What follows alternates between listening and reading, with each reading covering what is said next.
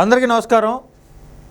జగన్మోహన్ రెడ్డి 2019లో అధికారంలోకి వచ్చిన తర్వాత పేదలు పేదలు పేదలు అని తెలుగుదేశం వాళ్ళందరినీ పెత్తందారులు అని పేదలందరికీ ఏదో న్యాయం చేస్తున్నట్లుగా మీడియా ముందు ఓదరగొట్టి భారతదేశంలో ఏ ముఖ్యమంత్రి చెయ్యలేని అతిపెద్ద స్కామ్కి తెరదీశాడు. అదేంటయ్యా అంటే ఇళ్ల పట్టాల స్కామ్. ప్రతి గ్రామంలో 10 లక్షలు వాల్యూ చేయని పొలాలన్నింటినీ 25 లక్షలు 30 లక్షలకి కోట్ చేసి రైతుల అకౌంట్లో డబ్బులేసి రైతుల దగ్గరికి వీళ్ళ నాయకులను పంపి ఆ పైన వచ్చిన డబ్బులన్నీ ఎమ్మెల్యేలు తీసుకొని ఆ ఎమ్మెల్యేల దగ్గర నుంచి తీసుకెళ్ళి జగన్మోహన్ రెడ్డి ఇచ్చినటువంటి పరిస్థితి.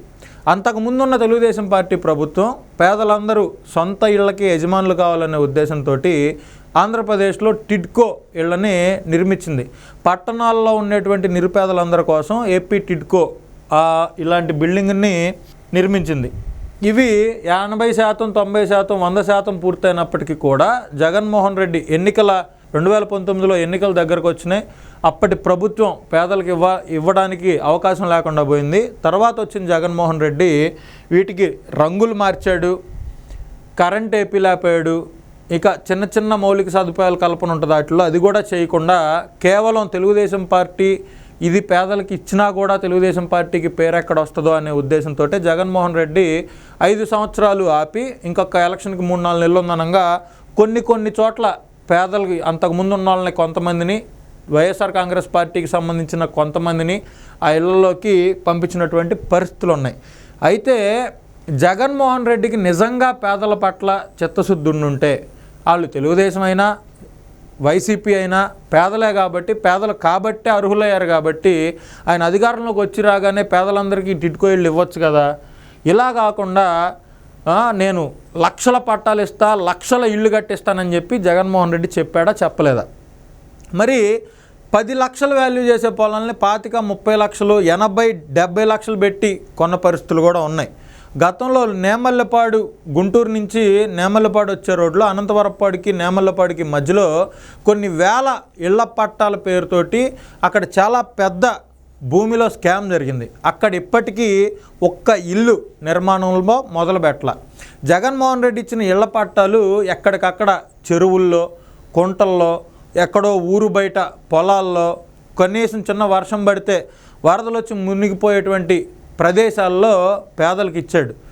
అలాంటి దరిద్రమైన కార్యక్రమాలు చేసిన జగన్మోహన్ రెడ్డి అసలు ఈ ఇళ్ల పట్టాలు అనే పేరుతోటి ఎంత ప్రభుత్వ ఖజానా నుంచి దోచేశాడు అనే విషయాన్ని ఇప్పుడున్న కూటమి ప్రభుత్వం అతి త్వరగా వెలికి తీయాల్సిన అవసరం ఉంది.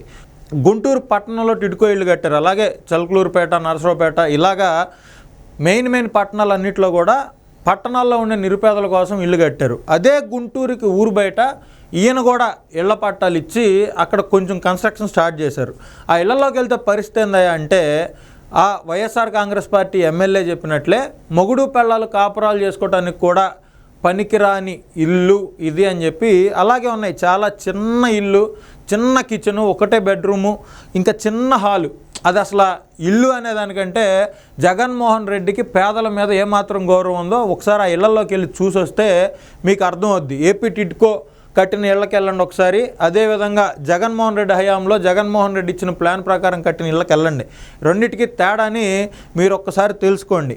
అతి త్వరగా ఈ కూటమి ప్రభుత్వం కొన్ని వేల ఎకరాల్లో కొన్ని 100 కోట్లు 1000 కోట్లు అయిద్దో మరి నాకు తెలియదు, కానీ అంత స్కాము జగన్మోహన్ రెడ్డి ఈ ఇళ్ల పట్టాల్లో చేశాడు. వీటిని అతి త్వరగా వెలికి తీసి ఏ గ్రామంలో అసలైన ల్యాండ్ వాల్యూ ఎంత ఉంది, ఇప్పుడు ల్యాండ్ వాల్యూ తోటే కంపేర్ చేసి, ఇప్పుడు 5 సంవత్సరాలు అయిపోయింది కాబట్టి ఇప్పుడున్న ల్యాండ్ వాల్యూతో కంపేర్ చేసినా కూడా కొన్ని 1000 కోట్లు జగన్మోహన్ రెడ్డి ఏ విధంగా ప్రజల సొమ్ముని తినేశాడు అనేది మీకు అర్థమవుతుంది. ఇది అతి త్వరగా ఆంధ్ర రాష్ట్రంలో ఉన్నటువంటి ప్రజలందరికీ తెలియజేయాలని మనస్ఫూర్తిగా కోరుకుంటున్నా.